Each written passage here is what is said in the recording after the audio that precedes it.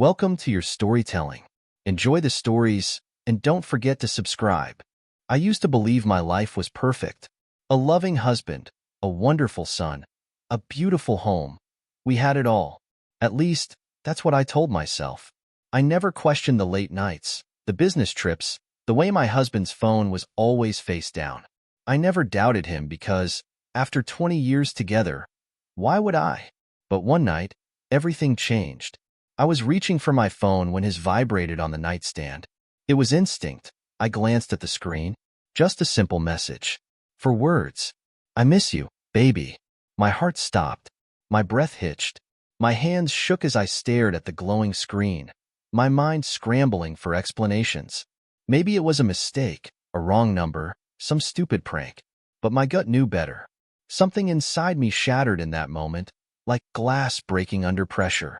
The world as I knew it was about to come crashing down, and I had no idea how deep the betrayal ran.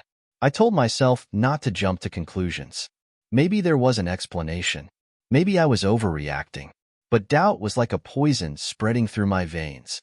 My husband was in the shower, humming a song like he didn't have a single care in the world. My fingers hovered over his phone. Should I look? Should I cross that line? I had never gone through his things before. We trusted each other. At least, I thought we did. But that message, it wouldn't leave my mind. I miss you, baby. It wasn't for me. That much I knew. The steam from the bathroom fogged the mirror on the wall, and for a moment, I caught my own reflection. My eyes were wide, my breath uneven. I looked afraid. I swallowed the lump in my throat and made my decision. I picked up his phone. His lock screen was still open. My heart pounded as I scrolled through his messages, searching for the name behind the betrayal. And then, I found it. It was worse than I could have imagined. I saw the name, and my stomach turned to ice. It wasn't some stranger. It wasn't a coworker. It wasn't a woman from the past who had suddenly reappeared. No, this was much, much worse. It was my son's girlfriend. I stared at the screen, unable to process what I was seeing. My fingers shook as I scrolled up, reading every single message.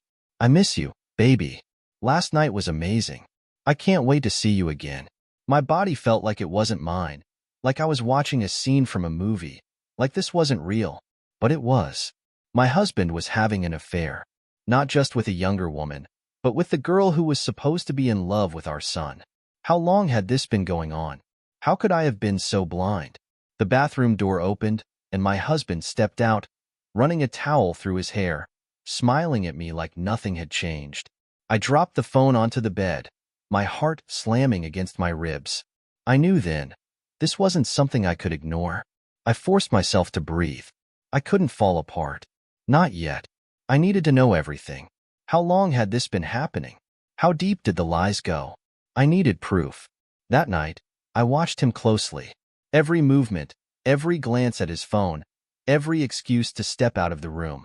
It was all so obvious now. I felt like a fool for not seeing it before. The way he smiled at his screen, the late-night meetings, the way he suddenly started caring about how he looked, hitting the gym, wearing cologne again. All the signs had been there. I just hadn't wanted to see them. And her, my son's girlfriend, the beautiful, charming girl who had wormed her way into our family. She sat across from me at dinner, laughing at my son's jokes, holding his hand like she wasn't betraying him in the worst possible way. I clenched my fork so tightly my knuckles turned white. My husband and his mistress, sitting right in front of me, pretending nothing was wrong. But I knew the truth now, and soon, so would they. I had to be smart. If I confronted them too soon, they'd lie. They'd twist the truth, make excuses. No, I needed undeniable proof. I needed to catch them in the act. So, I started watching. Every time my husband left the house, I took note of where he said he was going. Work meetings, gym sessions, grabbing a drink with the guys. Lies, all of them. And every time my son's girlfriend made an excuse to leave early, I felt the bile rise in my throat. Then came the night that changed everything. My husband told me he had a late meeting, but I had already checked his schedule. There was no meeting. My son's girlfriend conveniently had to help a friend with an emergency. My son was at a study group. The pieces were falling into place. I grabbed my coat and followed them. My heart pounded with every step. I knew where they were going before I even saw it. And when I did, when I saw my husband's car parked outside that hotel, everything inside me shattered. I parked across the street, gripping the steering wheel so hard my knuckles turned white. The hotel's neon sign flickered in the night, casting eerie shadows. My husband's car sat in the lot, unmistakable. My breath came in short, sharp bursts as I watched the entrance, waiting. Minutes passed. Then, she arrived.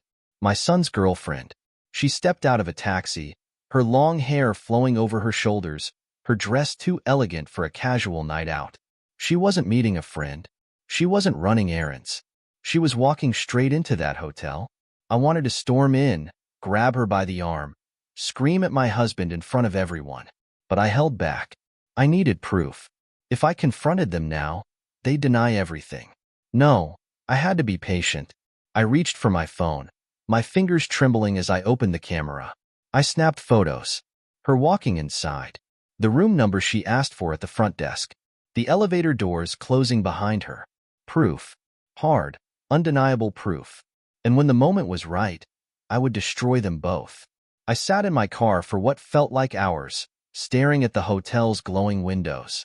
One of them held the truth. One of them contained my husband and his mistress, my son's girlfriend. My mind raced. Should I call my son? Should I go in there and drag them out myself? 1,000 scenarios played out in my head, each one more dramatic than the last. But I needed to be careful. This wasn't just my marriage on the line. It was my son's heart, his trust, his entire world. I checked my phone. Time dragged. My husband's car didn't move. My son's girlfriend didn't come back out. They were still in there, together, while I sat outside like a fool. A lump formed in my throat, a bitter mix of rage and sorrow. I had given this man everything, 20 years of love, loyalty, sacrifice. And he threw it away for her. For someone young, someone who should have been a daughter to him, not a lover. I swallowed my pride and made my choice. I wasn't going to break down in this parking lot. Not yet. No, I was going to destroy them the right way. By the time I got home, my body felt like lead. I crawled into bed, but sleep wouldn't come. Every time I closed my eyes, I saw them. His hands on her, her lips on his, their whispered secrets. My stomach churned. At dawn, my husband walked into the house like nothing had happened. He kissed my forehead. I fought every urge to recoil. "Morning, babe," he said, stretching. "Didn't sleep well?" Liar. He smelled different. Not his usual cologne, but a softer scent. Feminine. Her scent. I gritted my teeth and forced a smile. Just had trouble falling asleep. He nodded, oblivious, and disappeared into the bathroom. I heard the shower turn on, the water washing away his sins. But it didn't matter. I had my proof. Then, as I poured my coffee, my son walked in, and behind him, her. She smiled at me, innocent, sweet, the same girl who had just spent the night with my husband. I nearly shattered the mug in my hands. She had the audacity to greet me like nothing had happened.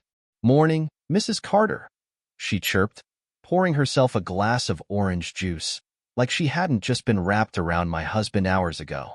I stared at her, trying to understand how someone could be so heartless. How could she look my son in the eyes, hold his hand, kiss him, after what she had done? My son wrapped his arms around her waist, kissing her cheek. "We're going to the beach later. You should come, Mom," he said, smiling. His eyes were full of love. Love for a girl who didn't deserve a single ounce of it. I wanted to scream. I wanted to grab her by the hair and throw her out of my house. But instead, I smiled. A cold, knowing smile. "Oh, I'd love to," I said, my voice dripping with something she noticed immediately. Her smile faltered. Good. Let her be scared. Let her wonder. Because soon, her entire world was going to come crashing down. I spent the entire day pretending to be the perfect wife, the loving mother, the gracious host. But inside, I was seething. Every glance she exchanged with my husband, every time she laughed at my son's jokes, every touch between them, it all burned. I was a woman on the verge of war, but war required strategy. I couldn't strike without precision. Not yet. That night, as my husband slept beside me, I unlocked his phone. I had memorized his passcode years ago, though he never suspected I still knew it. I went straight to his messages. Deleted texts, hidden conversations, a second email account. He had been careful, but not careful enough. I screenshotted everything. The photos they exchanged, the places they met, the disgusting words of affection. I forwarded it all to my phone. Then I turned over and watched him sleep. Peaceful, oblivious. He had no idea that by tomorrow, his life as he knew it would be over. The next morning, I felt different. Lighter. Stronger.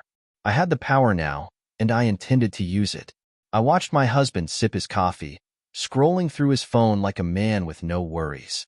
I watched my son lean over and kiss her, laughing, happy, blissfully unaware that the girl he loved had been in bed with his father. I swallowed my anger and focused on my plan. I wouldn't scream. I wouldn't cry. No, I wanted this to be slow, precise. "Let's have a family dinner tonight," I said, setting down my cup. My husband looked up, surprised. "Family dinner?" I smiled sweetly. "Just us four. I want to celebrate." My son grinned. "That sounds great, Mom." But she? Her face twitched. Just for a second. Barely noticeable. I saw it. And I knew. She felt it coming. Good. She should. Because tonight, I was setting the stage for their destruction. I spent the day preparing. The table was set beautifully. Candles, wine, soft music playing in the background. The perfect setting for a lovely family meal. A last supper of sorts. My son walked in first, oblivious, happy, pulling her behind him like she belonged here. My husband followed shortly after, his usual confident smirk plastered on his face. They had no idea I had spent hours reviewing their texts, memorizing their conversations, watching the hotel footage I had pulled from my private investigator. They had no idea that, in just a few minutes, their lies would crumble. I poured the wine, watching them toast, watching their smiles. It was almost laughable, the ease with which they lied. I cleared my throat. "Before we eat," I said, my voice calm, steady, "I have a little something to share." I reached for my phone. The moment had arrived. Let the games begin. The room tensed as I slid my phone across the table. My son frowned. My husband's smile flickered. "Take a look," I said. "Go on." My son picked it up, brows furrowing as he tapped the screen. He scrolled and scrolled. His face went pale. The silence was suffocating. Then, a small gasp. His girlfriend's gasp. My husband reached for the phone, but my son yanked it away. His hands were shaking now. "Dad," he said, his voice barely a whisper. "Tell me this isn't real." My husband opened his mouth, but nothing came out. She reached for my son's arm. "I can explain." "Don't," he snapped, his voice shaking with fury. I sat back, sipping my wine, watching as their world collapsed. Oh, how the mighty fall. Tears welled in my son's eyes as he looked between them, his mind trying to make sense of the horror. "You were with him?" His voice cracked, filled with betrayal. "How long?" She didn't answer. She couldn't. He turned to my husband. "You're my father." His voice was low, dangerous. "How could you do this?" My husband tried to reach for him, but my son pushed him back. The sound of the chair scraping against the floor was deafening. She was crying now, but I didn't care. She deserved every bit of this. My son turned back to her, his face red with rage. "You disgust me." Then he looked at me, broken. "Did you know?" I held his gaze. "I found out a few days ago." Tears slipped down his face. He turned back to them, shaking his head. Then, he did something I didn't expect. He threw the phone at my husband and stormed out. The house was deadly silent. My son was gone. My husband stood frozen, shame on his face. And she was trembling, eyes wide, as if waiting for someone to save her. But no one was coming. I stood slowly, picking up the shattered pieces of my son's heart, the phone, now cracked, lying in the middle of the table. I placed it down gently, then turned to my husband. "You need to leave." He blinked, stunned. "What?" I exhaled sharply, as if explaining something simple to a child. "Pack your things. Get out." His mouth opened, then closed. He knew better than to argue. Then I turned to her. "And you?" She flinched. I walked up to her, so close she could hear my breathing. "You have 10 minutes before I do something I won't regret." She grabbed her purse and ran. And just like that, they were gone. The moment they were gone, silence filled the house. A suffocating, heavy silence. I walked to the kitchen, poured another glass of wine, and sat at the table, staring at the empty seats. My son's chair was still pushed back from when he stormed out. My husband's plate untouched. The candle flames flickered, casting shadows across the walls. I should have felt victorious. I had exposed them. I had torn their lies apart. But all I felt was exhaustion. I picked up my phone and dialed my son. Straight to voicemail. My heart ached for him. This wasn't just my betrayal to bear. It was his too. The woman he loved. The father he trusted. Both of them had destroyed him. I needed to find him. I needed to be there for him. So, I grabbed my keys and walked out the door, determined to fix what I could. I found him exactly where I expected. Sitting in his car at the park, staring at nothing, his hands gripping the wheel like it was the only thing holding him together. I knocked gently on the window. He hesitated before unlocking the door. I slid into the passenger seat, the air thick with unspoken words. "Mom," his voice cracked. "Tell me it's not real." I reached for his hand, but he flinched. My heart shattered. "I'm sorry," I whispered. He let out a broken laugh. "Sorry? Sorry doesn't fix this." He turned to me, his eyes red. "How long? How long have they been laughing behind my back?" I hesitated. "Months." He inhaled sharply, his body stiff. "I loved her." I felt tears slip down my face. "I know." He clenched his jaw. "And Dad?" He was supposed to. He stopped, shaking his head. "I'll never forgive him." Neither would I. My son didn't come home that night. He needed space, and I understood. I, however, had work to do. I spent hours going through my husband's finances, tracking every hotel bill, every secret dinner, every lie disguised as a business expense.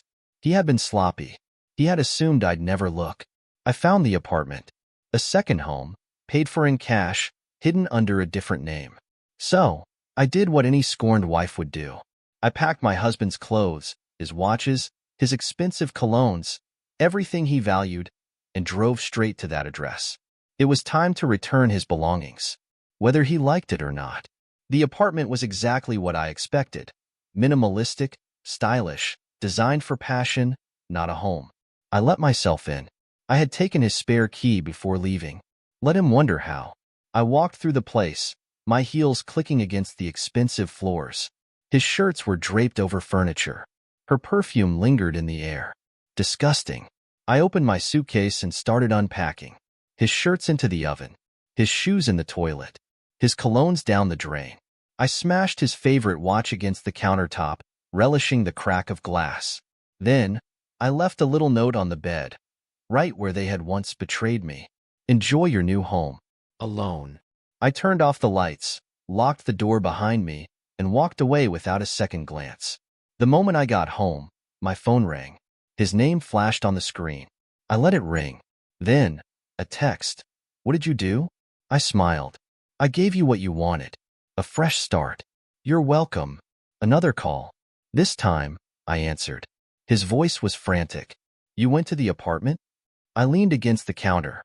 "I thought you'd want your things. Where the hell is my watch?" I laughed. "Oh, that? You might want to check the kitchen counter. Or what's left of it." Silence. Then, low, furious breathing. "You're insane." I tilted my head. "No, darling. I'm awake." Then, I hung up. Let him feel powerless for once. The phone calls didn't stop. He kept texting, calling, pleading, but I ignored every single one. He didn't deserve an ounce of my attention. It was my son I worried about. He hadn't answered my calls since I found him in the park, and the silence was deafening. I knew he was hurt, but I didn't know how deep it went. I spent the entire day trying to reach him, but each time, his phone went straight to voicemail. My stomach twisted. I had to fix this. I couldn't lose him, too. So, I grabbed my purse, left the house, and drove to the one place I knew he'd be, the beach. The cool evening air hit me as I walked along the shore, the waves crashing in the distance. And there he was, sitting on a rock, staring out at the ocean. He didn't see me approach. "Hey, kid," I said softly. He flinched but didn't turn around. "I don't want to talk to you, Mom." I sat beside him, letting the silence stretch for a moment. "I know you're angry." "I'm furious," he spat. "How could you just let him do this?" "I didn't let him," I replied, my voice steady. "I had no idea, but I know now. And I'm so sorry you're caught in the middle of this." He sniffed, wiping his eyes. "I thought you were supposed to protect me." "I failed you," I whispered. "But I'll spend the rest of my life making it right." His shoulders sagged, and I knew he was listening. We sat there for hours, the sound of the waves and the soft wind our only company. Slowly, he calmed down, leaning against me for support. "I don't want to lose him, Mom," he finally said, his voice hoarse. "He's my father." I kissed his forehead, pulling him close. "I know, but you'll never lose me." We talked more, and bit by bit, I could see the anger dissipating. The truth had hit him hard, but maybe, just maybe, he would understand in time. The next morning, I woke to a text from my husband. "We need to talk." I didn't respond. I couldn't. I had more important things to focus on, mending the broken pieces of my son's heart. The days dragged on, but things were beginning to shift. My son had started going back to school. He wasn't happy, but he was trying. It was a small victory. But for me, the war wasn't over. I spent the next few days focusing on my revenge, planning, organizing. I had an idea, one that would shatter my husband's world once and for all. I contacted a private investigator and had him gather every bit of dirt he could find on my husband. Any hidden assets, any suspicious activities, anything that could be used against him in the divorce. I wasn't just going to walk away. No, I was going to make sure he paid for what he had done to me, to my son. I checked my phone once more, ignoring the constant barrage of messages from him. The anger burned hotter with each one. He still didn't understand, but he would. The investigator's report came in the next day. It was worse than I could have imagined. My husband had been hiding money for years. Expensive gifts, unreported income, a life of lies. I stared at the screen, my hand trembling. This was it, the ammunition I needed. I called my lawyer. It's time. The divorce proceedings would begin, and I had everything in my favor. The secret bank accounts, the hidden assets, the affair. I wasn't going to just walk away with nothing. No, I was going to take it all. The house, the money, everything. And if he thought this was bad, he hadn't seen anything yet. I filed for divorce. The papers were served to him at his office, and I watched from across the street as he went pale, the reality of what I was doing sinking in.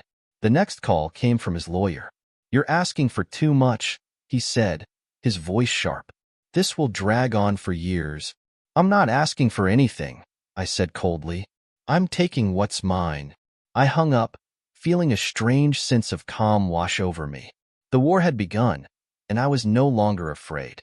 I sat back in my chair, looking out the window. The sky was overcast, darkening as if mirroring my thoughts. But I was ready. The papers were served, but my husband's reaction wasn't the one I expected. I thought he would rage, demand to know why I was doing this, but instead, he seemed defeated. When I arrived at the lawyer's office for our first meeting, his face was drawn, exhausted. His eyes were bloodshot, his expression grim. "Do you think this is going to fix anything?" he asked, his voice quieter than I'd ever heard it.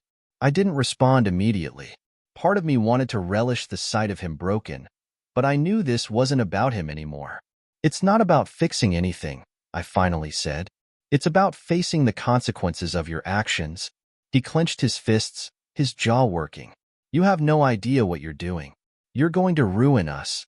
"You ruined us," I snapped back. "And now you'll pay for it." I saw the flicker of panic in his eyes. Good. He was finally realizing that I wasn't going to back down. The divorce proceedings moved quickly, and soon, my lawyer had found even more dirt on him. The money hidden in offshore accounts. The real estate investments he never declared. The lavish vacations he took with her while pretending to work. I felt a strange sense of satisfaction as I watched my lawyer go over the documents with me.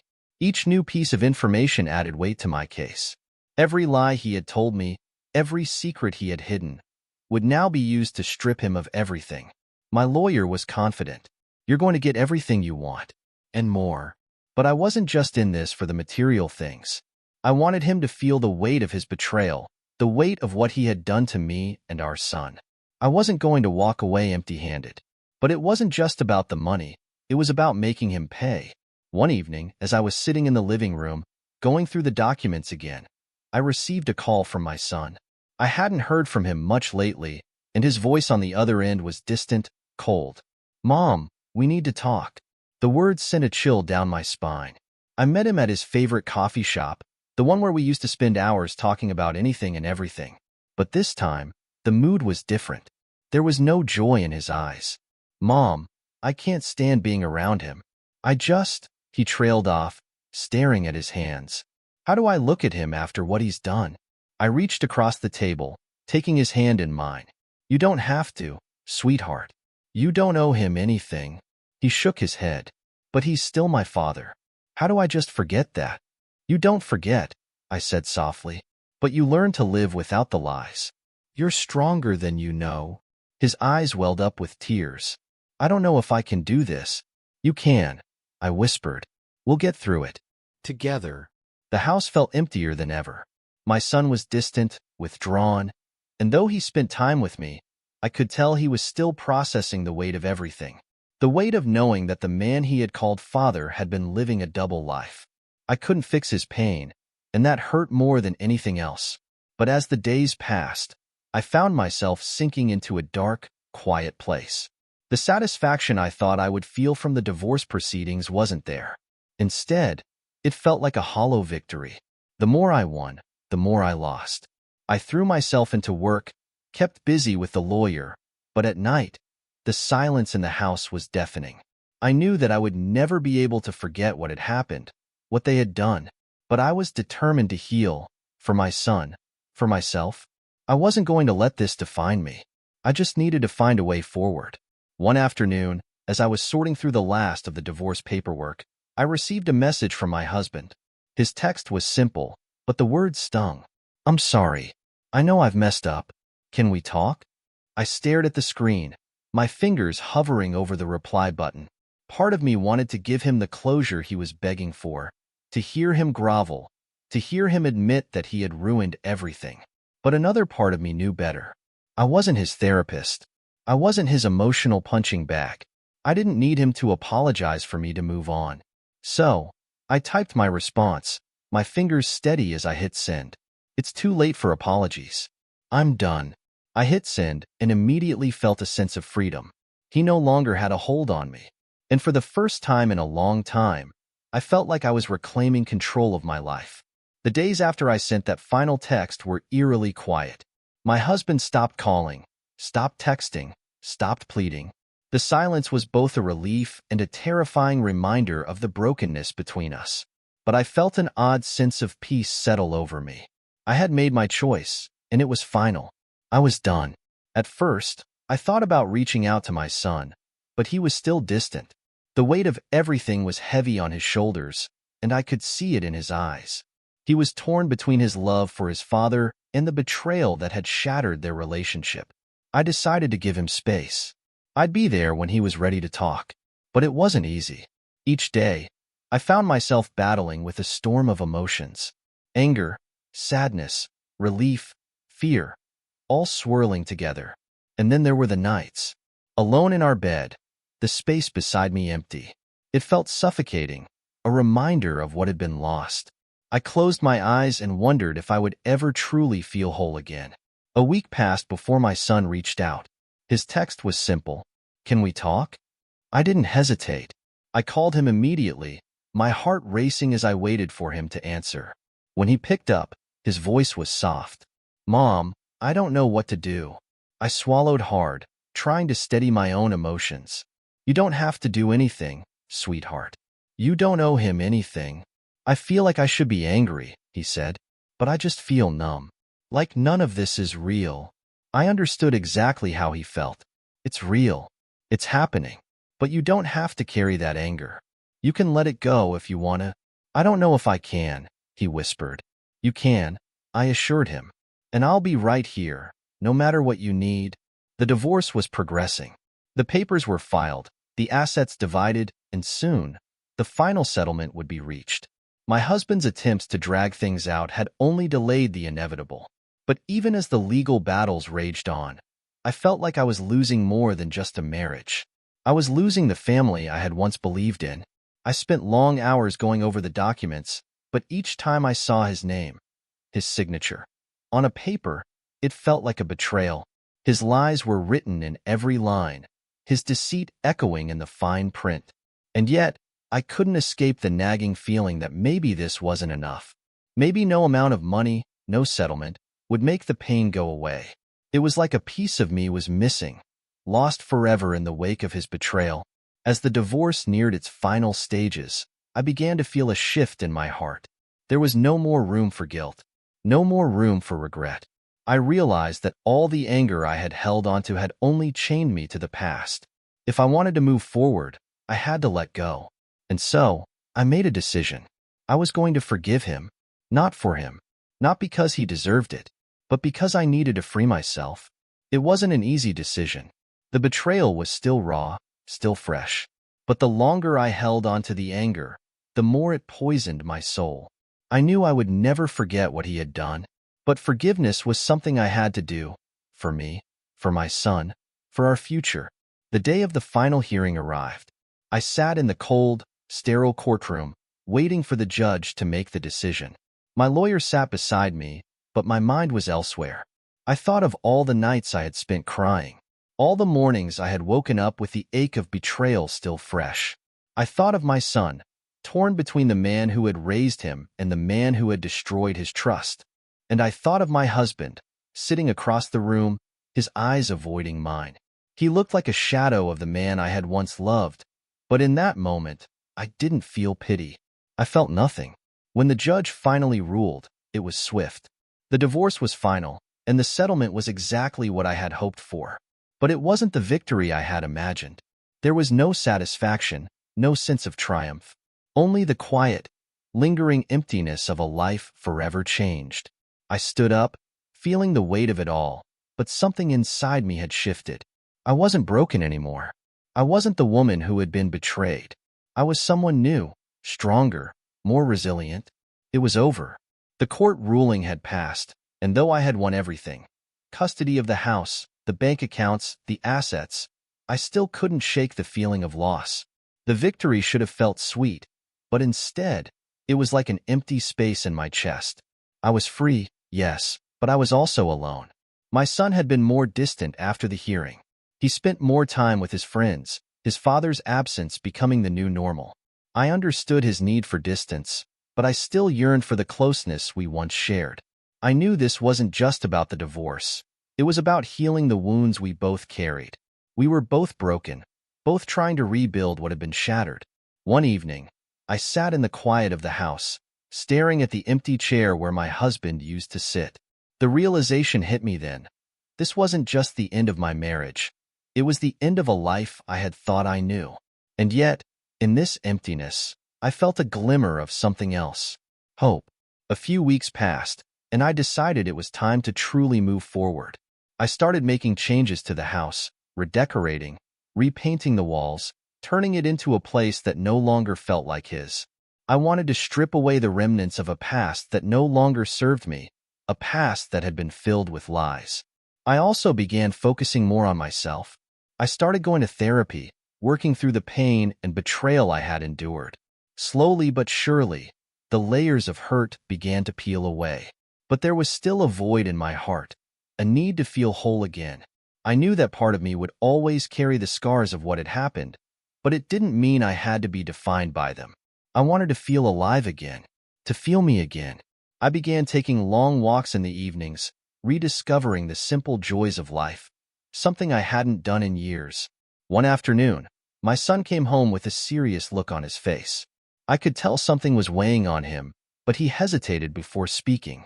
"Mom, I need to tell you something," he said, sitting down beside me. "It's about Dad."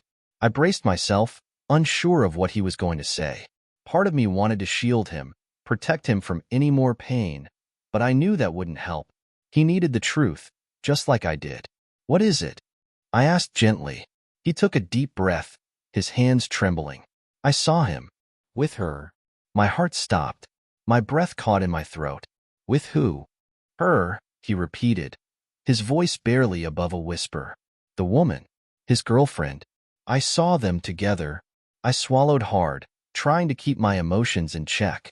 "What happened?" "I left before they saw me," he said, tears welling up in his eyes. I couldn't be there anymore." I pulled him into my arms, holding him tightly. "I'm so sorry you had to see that." The betrayal hit me all over again. Not just because of what he had done to me, but because of what he had done to our son. My heart broke for him, for the pain he was still carrying. I hadn't seen it before, but now I understood. This wasn't just my divorce. This was our family unraveling. The pieces were scattered, and I had to gather them, piece by piece. I knew that we would both need time to heal. We couldn't just move on from this. It wasn't that simple. The scars would last, but we would heal. Together. I took a step back and realized that, in this moment, my son was stronger than I had given him credit for. He had witnessed the worst of it, and yet, he was still standing. I wasn't going to let him fall. In the weeks that followed, I watched my son start to change. The boy who had been so angry, so lost, was starting to emerge from the shadows of his grief. He was spending more time with his friends, participating in activities he had once enjoyed, and most importantly, he was opening up to me more. It wasn't easy for him, and it wasn't easy for me either. We were both learning how to live without the weight of the past. But one evening, as I watched him laugh with his friends, I realized something. He was going to be okay. We both would be. My healing wasn't just about moving on from the affair.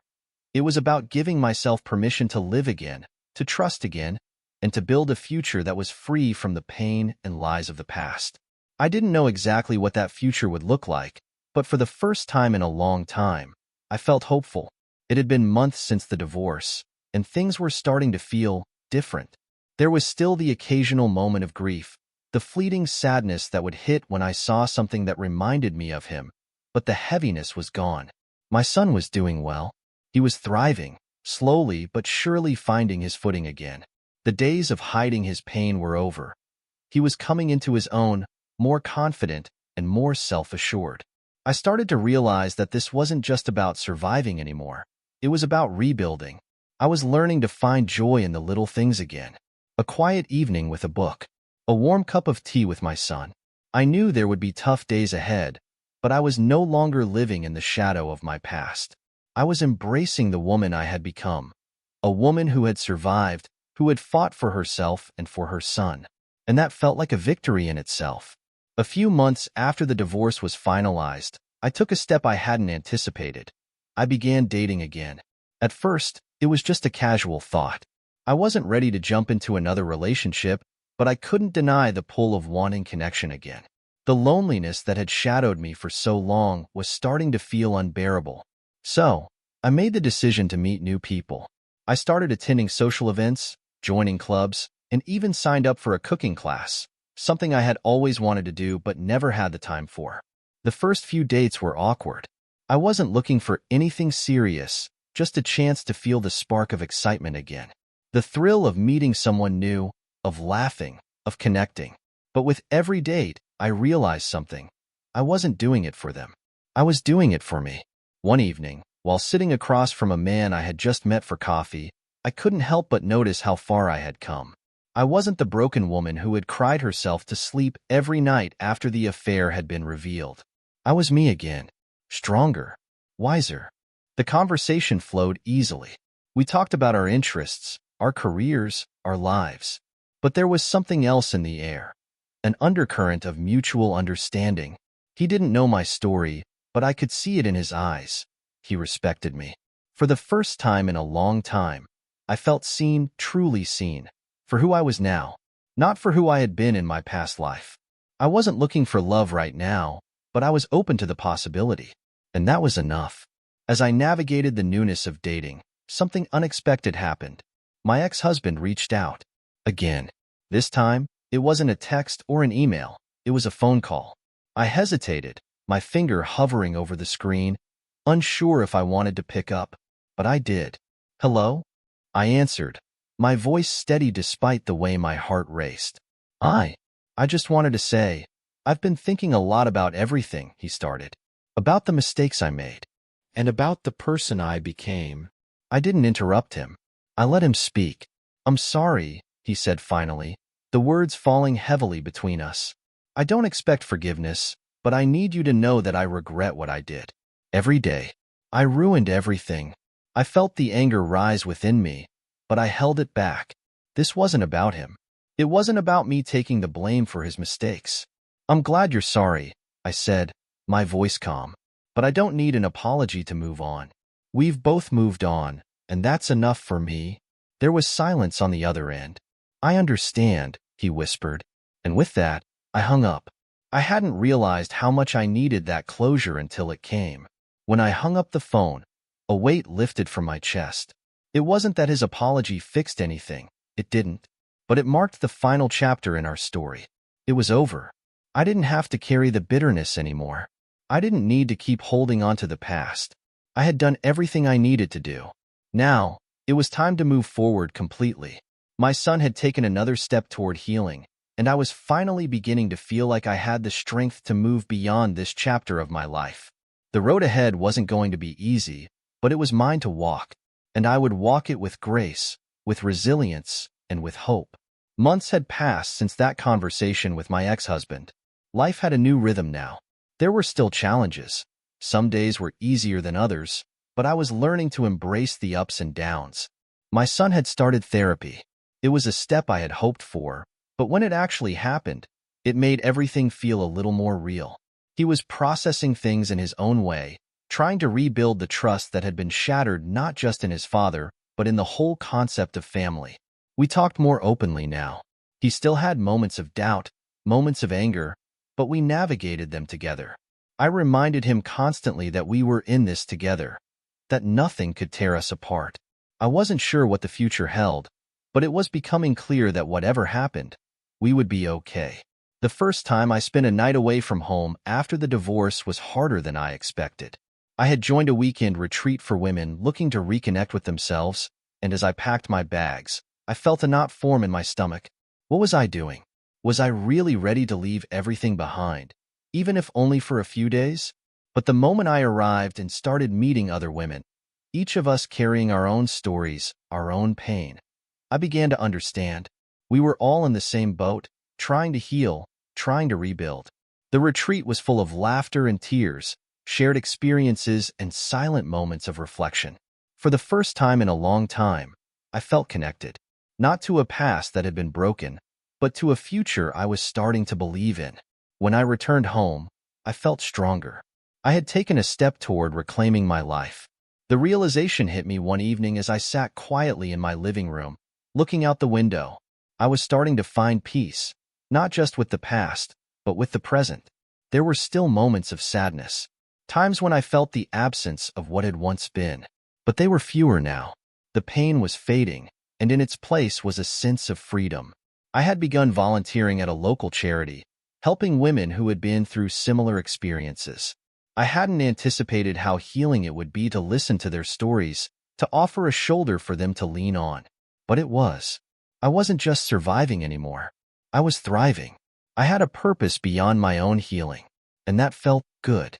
I had always been the person to put everyone else's needs before my own. I had lived my life trying to make everyone happy, trying to fix things for others. But after everything I had been through, something shifted. I realized I didn't have to keep living that way. I started to set boundaries, something I had never done before. I learned to say no without feeling guilty. I learned to take care of my own needs without apologizing for it. At first, it was difficult. I worried about disappointing people, about pushing others away. But as time went on, I realized that setting boundaries wasn't about being selfish, it was about protecting my peace. And my peace was worth fighting for. The phone call came on a Tuesday. I recognized the number immediately. My ex-husband. I let it ring for a while, not sure if I wanted to pick up. But eventually, I did. "Hello?" I know you probably don't want to hear from me. His voice was hesitant, almost apologetic. But I just wanted to say something. I braced myself, knowing this conversation wasn't going to be easy. I've been working on myself, he said, his voice quiet but sincere. I've been seeing a therapist, trying to understand why I did what I did. I know it's too late, but I wanted you to know that I regret everything. I'm sorry. I let the words sink in. It wasn't the first time he had apologized, but this felt different. I appreciate you saying that, I said after a long pause. But we both know that words can only go so far. I've forgiven you, for my own peace, not for yours. But that doesn't mean I want you back. It just means I'm letting go. I understand, he whispered. I really do. I hung up the phone, feeling a strange sense of relief. It was done. Finally. The more I let go of the past, the more I realized how much strength I had gained. I was no longer the woman who had been broken by betrayal. I was someone new, someone who had taken control of her life, someone who had found her voice. I had spent so much of my life defining myself through the lens of my marriage, but now I was learning who I was outside of that. I was an individual with dreams, passions, and a future that didn't depend on anyone else. My son was also finding his path, and while we still had our moments of tension, I could see the progress he was making. He was learning to trust again, to find happiness in the things that brought him joy. I realized that our healing wasn't just about the pain we'd endured. It was about learning to thrive after that pain. It was about growing, evolving, and finding new ways to be whole. I had never imagined I would become the person I was today. I had been afraid of change, afraid of the unknown. But now, change felt like a part of me. One evening, as I walked through the city streets, I realized how far I had come. I had embraced my independence, my power, my own ability to create the life I wanted. It wasn't perfect, but it was mine. I hadn't expected to find joy in the little things, the smell of fresh flowers at the market, the sound of rain tapping on the window, the quiet of an evening spent by myself. But I did. For the first time in years, I didn't need someone else to complete me. I was complete. It was a Friday night when I got the call from my son. His voice was shaky as he asked if I could come pick him up. What's wrong? I asked, already grabbing my keys. I just need you, Mom. I rushed to his side, my heart pounding as I drove through the streets. When I found him, he was standing on the corner of the street, his shoulders slumped in defeat. Hey, baby, I said softly, pulling him into a hug. What happened? I don't know. I feel like everything's falling apart again. I don't know how to fix it. I held him tighter. You don't have to fix anything right now. Just breathe. We'll get through this together, okay? We spent the night talking, working through his fears and anxieties. The weight he had been carrying was heavy, but I knew that with time, he would learn to navigate it. A few weeks later, I met someone new. His name was Ethan. He was kind, thoughtful, and, most importantly, he didn't rush anything.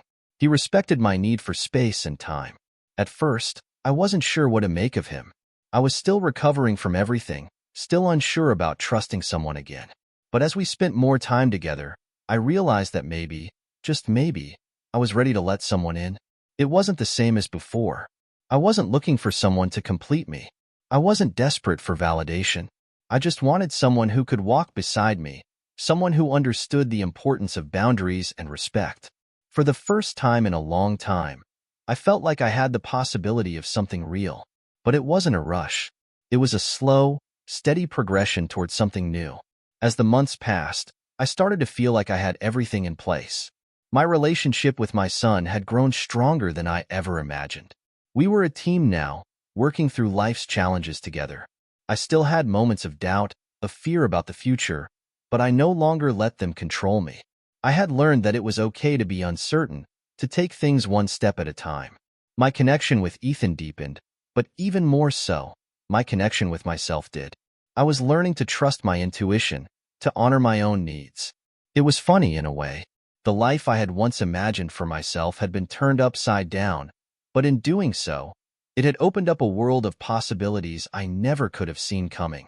I didn't know what the future held, but I knew I was ready for whatever came next.